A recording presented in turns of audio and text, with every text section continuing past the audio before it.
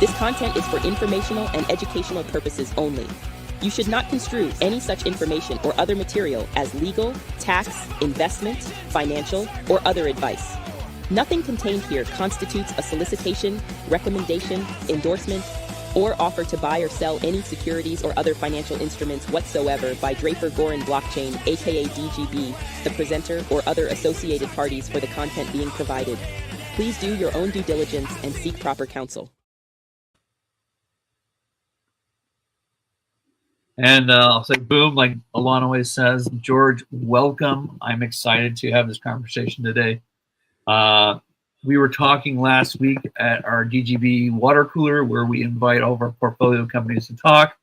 You were there last week, and which sprung about this conversation we're having today. Thought it would be a great opportunity to talk and have you explain your platform, your background history, and like maybe we just talk about some of where the whole crypto space is going. Well, thank you for having me, David. And if that intro song didn't get your juices pumped and flowing, I don't know what will. That thing is pretty rad. So I was like ready to jump out the window and I don't know, start dancing in the street. But that was pretty intense, and I really like it. So look, I appreciate you having me. Thank you very much. I get asked this question all the time about my background and how H2CryptO even came to be. And it's an interesting story. People seem to, have interest when they hear it. And I don't know a lot of people. It's not pervasive enough, so I need to get it out there a little bit more. But my background is fairly boring. I spent almost 3 decades, 2+ decades, as the cool kids call it, in TradFi. In my world, it used to be financial services. And the story begins really around 2015. In 2015, I was working for BlackRock in Manhattan. And a colleague of mine came up. He's like, "Hey, man, what do you think about Bitcoin?" And I think this is a kid and family show. I won't be quite as graphic as I was, but let's just say I said, "Hey, man, I'll tell you exactly what I think about Bitcoin," and then decided to go off on a 4-letter expletive tirade saying I didn't think much about Bitcoin whatsoever, and just dropped the mic, walked off, and thought I was the smartest, coolest guy in the world. Only years later to find out I was the dumbest, most arrogant, hubris-laden person that ever lived. And the story would have died right then and there. But thankfully, as I age, I realize what I don't know, as opposed to when I was a younger man. I knew everything about everything. In this stage of my life, I don't know a damn thing about anything, but I'm going to shut my mouth, listen, and learn. Yeah, that's a common thing as we get older, I think. 100%. And after I made this really now moronic comment, a few years later, I kept hearing more about blockchain, distributed ledger technology, not Bitcoin per se, but cryptography, about the tech. And as again, I just told you guys my background, institutional fixed income, derivative sales, and I moved over to the buy side, heavy alternative investments, private equity, VC, hedge funds, fund of funds, all these different instruments. And so I felt pretty comfortable with, global assets and econometrics. But when it came to IT and especially blockchain technology, distributed ledger technology, I couldn't even spell it, much less tell you what it was. And like most anyone that has an interest in something, you start trying to get yourself up the curve. And I jumped down the rabbit hole. And I immediately started signing up for every industry email to get my hands on. I read books, LinkedIn. I met so many people on LinkedIn, Twitter, and I was shocked at what time period was this? This takes us to around 2017, 2018. Okay, so you've been in for a while. Well, yeah, I mean, right? So I'm kind of a dinosaur in this space. You might call me a dinosaur in any space, but just like dogs, you have a 7 multiplier. I think in blockchain and DLT, it's like a multiplier of 10. So if you 5 years, almost like 50 years, honestly. It's been a long time. Yeah, well, that's why I wanted to emphasize that, because you have been for a while here. You've seen what's gone on for this space. Exactly. And so as I'm going down, this rabbit hole, and again, I'm reading books, I'm doing everything I can. And everybody asks me, how long did it actually take you? I'm like, that's a really good question. I don't know, but I spent hundreds, if not maybe 1,000 hours trying to study this stuff. And I still profess and proclaim I'm a cryptographer or blockchain IT specialist, but I think I'm comfortable enough now to know what's going on. So this takes us somewhere to around the summer of 2018. And it's at this time where I finally feel like I have my sea legs and I'm comfortable enough to dip my proverbial toe in the crypto pool. Yeah. And I'll never forget this. Summer of 2018, I went to this one exchange. I will not mention who it was, tried to set up an account And I immediately ran into issues, immediately. And the only way to get a hold of them was via email. Shot them a support ticket, and we are now talking about 28 April of 2026. And guess what? Yep, I'm still waiting on my email to come back to me. Oh, so right then and there, I was like, okay, time out. I'll concede. I'm not my city's Mensa Club chapter president. That's fine. Not a smart guy. But a part of my almost 3 decades on Wall Street was selling fixed income derivatives to central banks. I'm at least decent with markets. I know how to open up a bank account, brokerage account, fund it, and hit buy or sell. Yeah. Here, I couldn't even get going. So after this incident, I did a hard stop and I said, okay, I want to find out 3 pieces of information. Number 1, did I happen to find a bad exchange, or is every exchange in the world, on the planet, nothing more than a glorified do-it-yourself trading platform? Yeah. And I think that we know the answer to that, which every one of them is pretty much a do-it-yourself trading platform. It's a go-at-it-your-own endeavor. Number 2, I want to find out how many people even own crypto. And this number has shocked me. And again, there's so many bogus numbers about it, but I think the true number, plus or minus, is somewhere today around 500 million people. That's out of 8 billion. So you're talking a little bit over 5% of the globe, which also means no one in the world owns crypto, almost no one. And then I wanted to understand why. And that's when the lights started flashing. And every single piece of research me and my team could get our hands on said the same thing, which is the single largest pain point or preventative measure preventing crypto's mass and broad adoption is, drum roll please, it's sheer complexity. And we were like, no joke. If you think about digital assets in crypto, and I'm not trying to offend anyone because I'm a part of one of these geek groups, but the early days, and even today, I would say, has really catered on 2 geek groups, tech geeks and finance geeks. Everybody else is like, I don't understand this stuff. I have no idea how it works. What the heck is going on? And so from the user experience side, maybe the tech geeks kind of got it, but the finance geeks were like, well, I understand how finance works, but I can't even figure out how to, set up an account and buy and do whatever. And that's when I had this idea. And I'd actually called up your colleague and partner, Alon. So I met him along the way when I was meeting all these people and doing all my research. And I called him up. We were on video just like we are right now. And I said, I have an idea for a company in Web3 space. I said, but let me just ask you a quick question, because here's my pitch. I said, Alon, would you willingly walk into any bank or brokerage firm anywhere in the world, sit down with a representative, start going through KYC, or if you're a business, KYB, fill out everything, fund the account, sign the papers, shake the hands. As you're walking out the door, they tap you on the shoulder and like, hey, David or Alon, if later on today or next week or next month or next year, you can't log into your account or your balances are off or you can't buy or sell or send and receive, if you try and get a hold of us here, whether it's phone or email or chat or support ticket, no one is here for you. Are you going to be cool with that? And he was looking at me like you are, but he was looking much more perplexed. Like, are you an idiot? Why are you asking me that? I've never opened an account like that. And he said, no, I wouldn't open that up. And I said, that's exactly where we are today. It's like Hotel California. You can check out anytime. And I know there are people sitting there right now watching or will watch this like, well, I've never had an issue. Unfortunately, that's great, but your time is coming. And that's the problem. No matter how good you are at finance, no matter how good you are at technology, when you have an issue with your exchange, if your money is on there, you're at their mercy, and they just do not emphasize it. So me coming with such a very heavy TradFi background and knowing what is really the difference between Goldman, Merrill, Morgan, UBS, Bank of America, Wells, like a Chase, all these different, it's client service. I mean, that's really what it boils down to.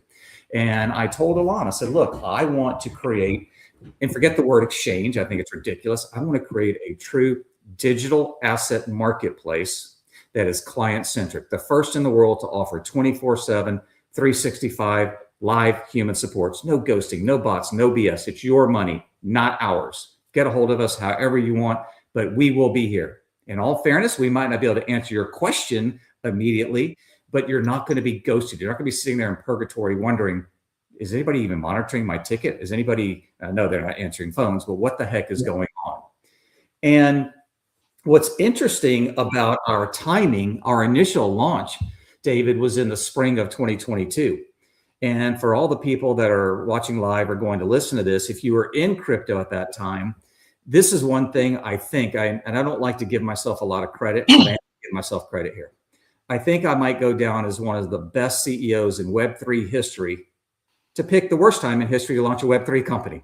And that was in the spring of 2022, because within weeks of our launch, Terra Luna, Implode, BlockFi, Celsius, Voyager, and then 6 months later, a little company called FTX. But what's interesting about that is, by watching all of the shenanigans and all the tomfoolery and how immature the marketplace was, and not really taking things serious and understanding custody and how important that is for clients and fiduciary responsibilities, it allowed us to really take a hard, deep dive look at our infrastructure and say, what can we do? I mean, don't get me wrong. I think the 24/7, 365 live service is a huge game changer, and it's going to be a necessity in Web3 for okay, well, let's touch on that. What are the big three things? Because we talked about three things last week. Those big three things of why you're so different than these other exchanges. So I think number one is the service. We pride ourselves on that. And again, it's omni-channel. You can get us many, many different ways. The second thing, which is probably even more important, if not just as, is this notion of custody. Now, I'm not picking on our competitors. Whoever's listening, you pick the exchange. They're all set up the same way. When you wire in money into the exchange account, it's really wiring money into the exchange's bank accounts, typically in an omnibus account. So David will have $50, George will have $20, so forth and so on. But it's their account at that bank, okay? They have access to the funds, or they can use the funds and do whatever. They shouldn't. And then with crypto, the crypto is held in their wallets. And a lot of the exchanges will take, especially Bitcoin, and they will rehypothecate it, which is a very fancy Wall Street word for lending it out, especially to hedge fund managers. And those hedge fund managers, which are short the coin, will pay the exchanges 8, 10, maybe 12 points. You, the client that owns those coins, gets how much? Zero, nada, zilch. And now they're introducing credit counterparty risk to this, because if that hedge fund were to go down during that loan, you have to stay in the line with the rest of the creditors. So we are very different. We actually have partnered with a United States chartered trust company. The U.S. chartered trust company custodies all of our clients' assets, whether that's crypto or fiat. The crypto is held predominantly in cold storage. It's got a $250 million Lloyd's of London per incidence insurance policy against it. We do not own, we do not have access to the private keys. The bank account is in their name, not ours. And so I like to tell people we are literally FTX proof, because we have no access to our clients' funds whatsoever. The other thing I think that sets us apart is what we were just talking about. We deliberately decided not to build out our own internal trading desk. And again, I'm not looking at competitors. It's just how they want to operate. But this is very salient, because I know, coming from TradFi, how rampant some of these next 3 points are, and we can't do any of it. And it's even worse in crypto. Front-running client orders, trading against client orders, and what I just mentioned a minute ago, rehypothecating client coins. And I know most of the people, they don't really understand this, because again, this is pretty wonky Wall Streety type stuff. Never happens in crypto. Yeah, exactly. But the point is, everything is in crypto is just amplified and magnified. And we said, look, this is crazy. We want to come in and carve out this niche where we're kind of positioning ourselves as the kinder, gentler, caring exchange. I'm not even going after the same demographic as what the major exchanges. We're going after newbies, novices, neophytes, all the businesses, all the governments, municipalities, and men and women around the world that, like, for us to trust this, we need to know somebody's there. We need to understand the infrastructure. We need to understand how things are set up. And it's just this universe that you don't know what's going on. You wouldn't believe how many times I've told somebody that, oh, I've lost $500 in my Coinbase account, or like something happened, or they were exploited, and they don't have anybody to talk to. They're like, it's the problem is they just don't know. And they're never going to know, because nobody's going to reply back to them. Like, that's a problem. It's like, at least, consult them and let them know that, hey, this is what happened. Your funds are not recoverable. This is who you need to talk to. Versus, like, I get people who come to our group because I have a local meetup who ask, wait, my funds got lost. What am I supposed to do about this? Going back to my Hotel California comment, good luck. I mean, and again, I am not picking on them. They have done so many marvelous, fantastic things for the industry, put it on the map. But literally, when I was doing my due diligence years ago about what's going on and what's wrong with the industry, There was an article in the New York Times. This is from the spring of 22 or 21. And it was talking even back then, but hadn't changed, the abysmal, lack of client service, client support in digital assets. And there were quotes from several clients of these exchanges, but one of them was a former attorney who worked there. He worked there. He had $400,000 locked up on the exchange, couldn't get a hold of anyone, and absolutely panicked and freaked out. And I don't blame them. And the guy worked there. So let me ask you, if you worked there and you had $500,000, you'd have a problem. Yeah, you'd have a problem. What do you think they're going to care about your $500 or $50? Or and what's sad is because there is nobody that you can actually talk to. Like, scammers take advantage of that like crazy, reaching out as if they are support, because there is no real support. And so people just want whatever they can grasp onto. And so they end up down these dark rabbit holes where they lose a whole bunch of money down the road just because, it gets worse. And when you get desperate as a human being, we glob on to any little thing, even though something in our brain is this is not legit or real, but I'm still going to, because I'm so desperate to get my money back. And next thing you know, they're out another 500 or 1,000. It's like, exactly. And I've literally talked to these people about these type of problems that they've had. So one question I have to ask too, this was new this year, and I don't think we talked about this previously, but 1099 DA tax reports. Are you guys handling those, and how does that handled for your company? Because I know that's also one of those things that can be a problem with a lot of these other exchanges. Yeah.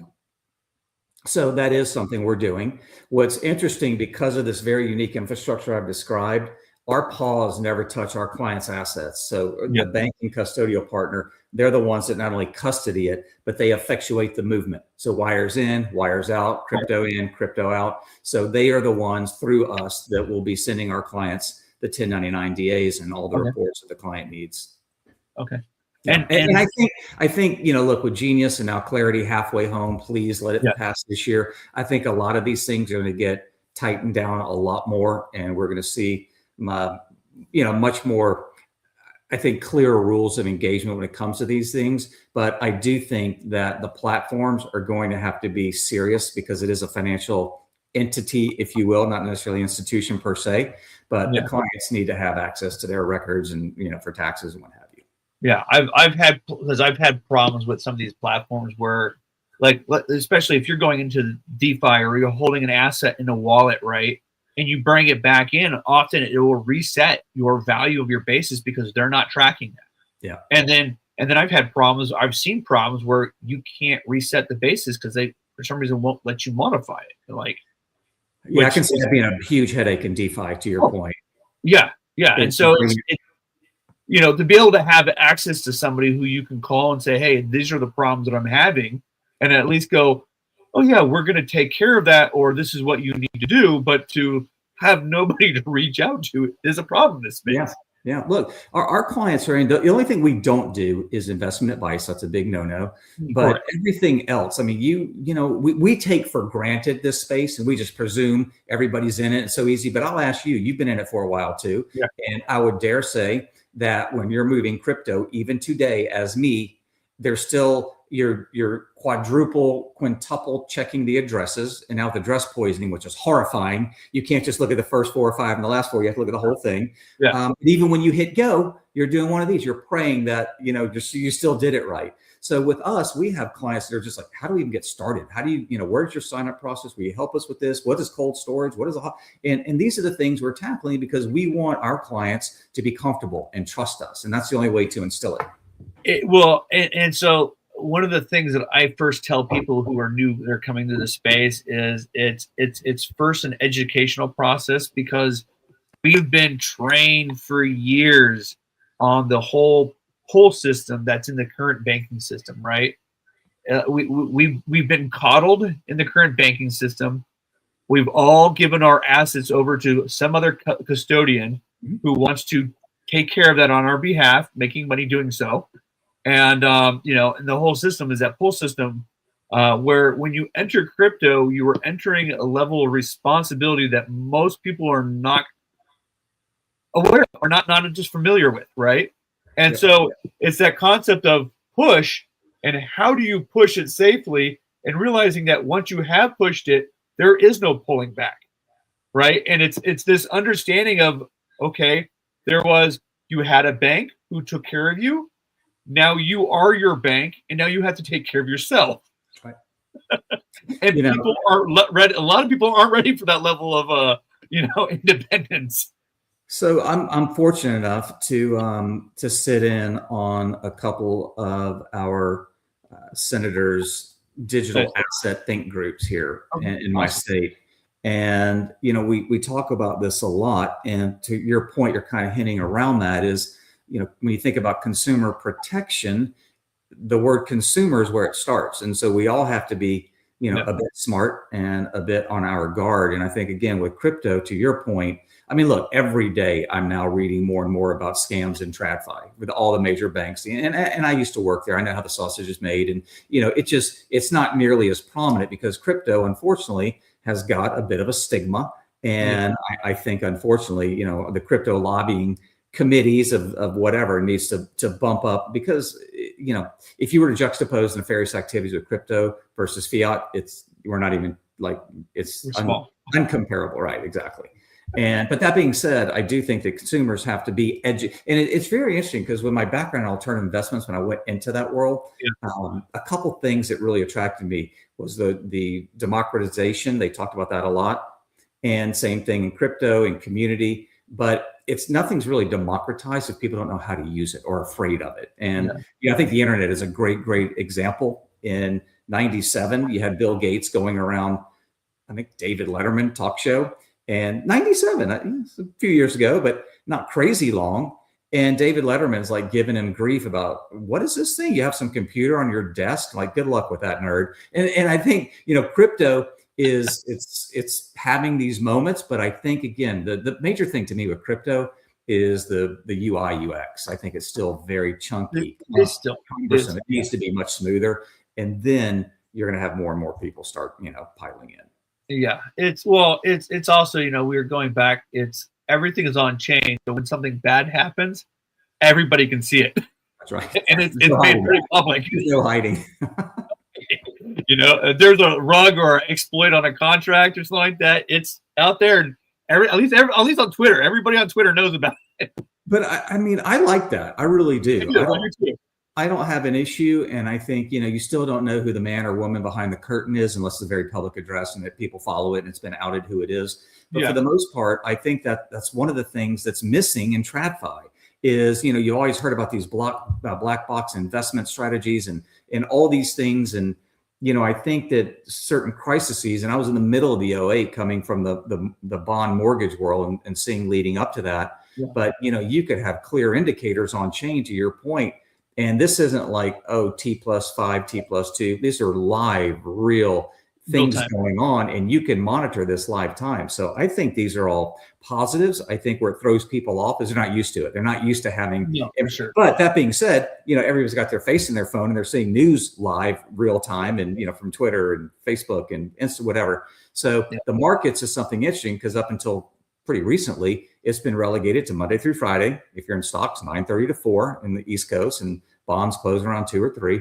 But it's now it's just, in crypto. That's it. And look, what's very interesting is, we could say 2026 has been quite interesting geopolitically, right? With several wars going on, oil shocks going on, and digital assets is one of the few things that trade around the clock in real time, and you can actually trade off of that. So I think, again, 1825 rails for market timing and when things were open is great, but in 2026, I think it's time to get things going. And I don't think people realize the significance of stable coins yet, and where we're going with the Clarity Act and the Genius Act and how those work together, and how that's going to bring about banks into this space. I mean, like I've been saying it for at least the last 3 years that when the government figures out that the fact that they can issue stable coins and every dollar that goes into a stable coin is buying a U.S. Treasury on the back end, they essentially have an infinite supply of buyers for U.S. Treasuries. Like, how could they not want to support that? Yeah, stable coin, I'm with you. I think 3 things really are the catalyst to get to Web3 to blow up. Number one is, again, the U.S. has to provide regulatory clarity. We're knocking on the door. As you just mentioned, Genius Act was passed back in the summer, has a couple years to be placed into effectuation, and then we're halfway through clarity. Hopefully that gets done very quickly and we can be off to the races. Number two, you hit the nail on the head, stable coins. I think that there's so many retailers around the world that don't fully understand it. But for my money's worth, over the next 24, 36 months, every retailer on planet Earth will be accepting them because three main things: no chargeback, instantaneous settlement, and there's no interchange. I went to dinner on Sunday night with my family, and for the first time ever, or maybe it's the first time I paid attention, notice it, they actually charged us back 3.03% for the interchange that the restaurant has to pay MasterCard, Visa, and or Amex.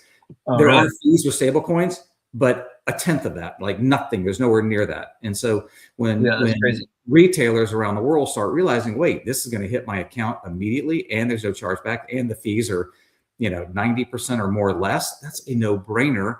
And then the last leg, or the last, component, is going to be the tokenization of real-world assets. And I hate to say real-world assets. It's kind of silly. I think non-tokenized assets is better because that's what they are. But when you look at the liquidity unlock, when you look at the global reach, when you look at that, truly is going to democratize the world, where men and women around the world can buy, $5 worth of the Empire State Building, or $10 worth of Picasso painting, or $20 worth of a movie or artist they want to be a part of the catalog. That's going to be game changing. And I love the fact that that's equitable, because it's good for the GP, the owner of the asset, as well as the investors around the world. Yeah, everything will eventually be tokenized. 100%. How are you guys playing that part of it? So it's interesting. We're looking at that very hard right now. I think that when we first launched, we wanted to do something very simplistic, and that's what because who we're going after.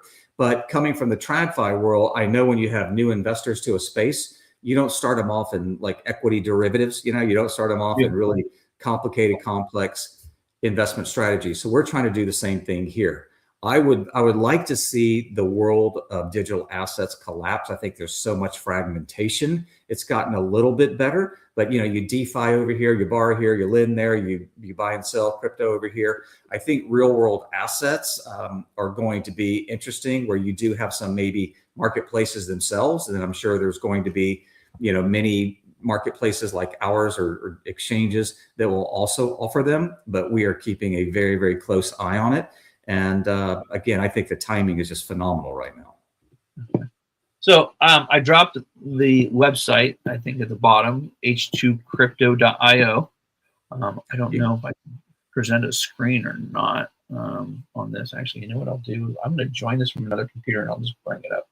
Yeah, that's the website. From there, if they have interest, I believe in the top right, there's a sign up button. We are available in all 50 states. We will soon be available in many, many countries around the world, but all 50 states, and New York is obviously the big one. So we're excited about that. Awesome. I mean, I'm going to, 1 second. I'm just going to show people what your site looks like real quick as I bring this up. Let's close this other one. While you're doing that, I'll explain to the viewers what they're about to see. So our website's a little bit unique in the fact that we bifurcated our website from the actual digital asset marketplace. A lot of companies might have them all on one page, but ours is bifurcated. So to get to it, you would have to sign up, and then you're off to the races once KYC. But there's no way you can get into it prior to going through KYC or KYB. Okay. To build that KYC. And you guys do have, I assume, Android and Apple? We do have it right now. They are in a revamp mode, so the desktop is probably the best way. I'm hoping by the end of probably within 3 or 4 weeks from now, we will have them back out. They are out there, but right now, again, they're totally being rehauled. Okay. And yes, to your question, there could be iOS as well as Android. And do you have a list of the assets that you guys are trading right now? I don't have that on there right now. We have a few of, I think we have the top 10 as far as a little bit of research on the coins and explanations on them. Right now, I just looked at it this morning. We have 102. We have 102 crosses, and of those 102 crosses, I would say there's probably close to 45 or 48, maybe 50 unique pairs. We have mostly versus USD, but then we have several crypto versus crypto pairs. I think our liquidity is very, very deep. We aggregate liquidity from, I don't know, 5, 10, 15 of some of the largest liquidity providers on the planet. And that's how we source it. We create this order book by what they call the inside market. So whatever the lowest offer is and the highest bid, and then it cascades down from there. We also have an OTC desk. We've been we've been asked a lot about OTC capabilities. We can do that. I'm very, very impressed with that. I would think maybe within the next 4 odd weeks, we'll also be turning on staking and borrowing and lending. So we are rapidly getting up there for the more sophisticated clients. But again, our initial was to go after the people that are just kind of get into it, and businesses. Because I know I have some people that ask, what about API integration for trading? So that's something we can do. All of our code is our code. I know agentic trading is like the big buzzword right now. Right now, yep. It is. And so that is something with our tech stack we can certainly do. And it's on a case by case kind of bespoke basis. We haven't really rolled that out master wise, but again, with our tech, we can do whatever we like. So something down the road potentially. Okay. Exactly. I was at a meetup group, and obviously some guys were talking about that and talking about agentic trading, and and plugging into. I think right now they're using a couple of other exchanges out there. So yeah, I know that we have to be super, super careful with that, because I know back in the day, one of the trading bots was a Trojan horse for some bad code, and that did not end up well. And so you got to be super, super careful with that stuff. And it's so funny how things get recharacterized or rephrased. To me, agentic trading is not much different than algorithmic trading. It's been going on for decades, and high frequency trading. That's essentially what they're doing, right? They're essentially just have a bot that buys and sells based off of a certain pattern and whatnot. Yeah, it's got the AI, component that's helping drive it. So look, whatever works for people is fine. I think that, again, we're just trying to provide a safe, compliant, trustworthy platform that people don't have to lose sleep over if they decide to keep it on our exchange. If they want to take it off in cold storage, absolutely fine with us. We encourage it. But again, I think our setup is so unique and it's so client. Ultimately, we want to align our interests with our clients, and that's how we built this company. Yeah. Well, I mean, and for somebody like myself who is in this space, it's nice to be able to refer it over to somebody where I know there's actually a person there on the other side of the company. Yep. Knowing that they can actually get a hold of somebody, because I've talked to these people. I mean, I'm not too young, but I'm younger than a lot of people I know. And when I talk to some of these older people, they're not tech proficient like I am. And they want somebody that can hold their hand or help them out, or if they have a problem, they can call. And so, they're the ones that have money. I mean, that's they do. They are the ones with the money. Absolutely. I mean, the young people I know today, people are making a lot of money early on in life, but the reality is, throughout history, most of them are. You typically were 50 and up, where you accumulate most of your wealth and had disposable income to invest and trade. And that being said, I mean, I still recommend that the younger you are, and start investing small amounts. And this is not investment advice, but It's started young. It's never too early. It's never too late. Yeah, absolutely. Well, George, I appreciate you coming on today. And do you have anything else to talk about on H2CryptO? Look, I think we're an open book. If anybody wants to get a hold of me, they are more than welcome. I don't know if it's appropriate to give my coordinates, or find me on, I'm on LinkedIn. I'm on LinkedIn, and I'm on Twitter. My Twitter handle is @GDKush. Let's put your Twitter handle down in the comments. And I'll even be so bold. Should I give my email, or is that too bold? Give your Twitter. That's fine. Okay. People can find you all through what do you call it? Or LinkedIn. I'm on LinkedIn. Website or LinkedIn. I'm trying to figure out.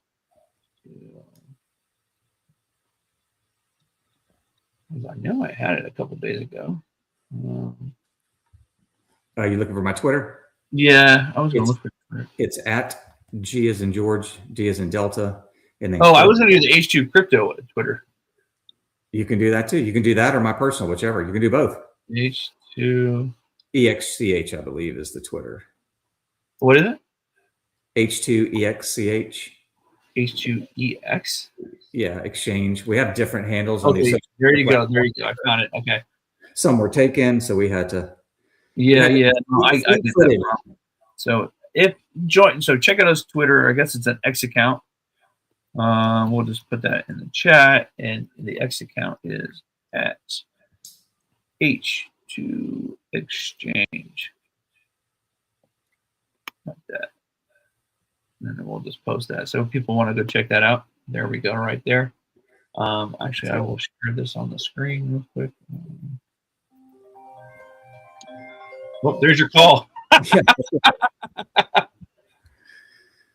David and I were speaking earlier, family and friends that are listening and watching, that even though I turned off all of my devices, and I do this every time, somehow, some way, somebody still sneaks through. So I need to get rid of my favorites. I think that's what the bottom line is. And I have the phone on vibrate. I don't know what's going on. So we have that right here. So that's his Twitter account. So check out his Twitter account. Yep. And then again, H2CryptO.io. So if you're looking for an exchange where you can talk to somebody and that has support, give them a try. And non-custody, and not trading against you, and all the other great, wonderful That things. is huge. Yeah, that is huge. Well, I think that's where, if you end up doing an API, that's where an API might be really beneficial to somebody trading on your platform, because some of these platforms, if they have APIs, I absolutely know those exchanges are trading against them. So, again, I'm not calling it an advantage. It's rampant. I promise you, it is rampant. It is. It's bad. Well, George, thank you for coming on the DGB show and being with us today and telling us about H2Crypto. Well, David, I certainly appreciate it. And again, anybody watching or listening or will watch and listen, please contact me directly. I am more than happy to speak to you as much or as little as you want. And again, thank you so much for the time. I really appreciate it. You bet. And if you're looking for, let's see, did it pop up? I don't know if it popped up or not. Okay. And if you are looking to speak to a venture studio or venture capital company, come talk to us. If you have a project you're trying to pitch, would love to hear about your project.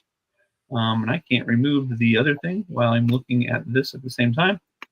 All right, there we go. And so check us out on our Twitter, or now known as X, or join us and visit our website, dgb.vc, and we look forward to talking to you. Anyways, thank you for joining us today, and thank you very much. And again, George, thank you for coming on the show today, and we will talk to you again. Thank you, sir. You bet. And ending the stream.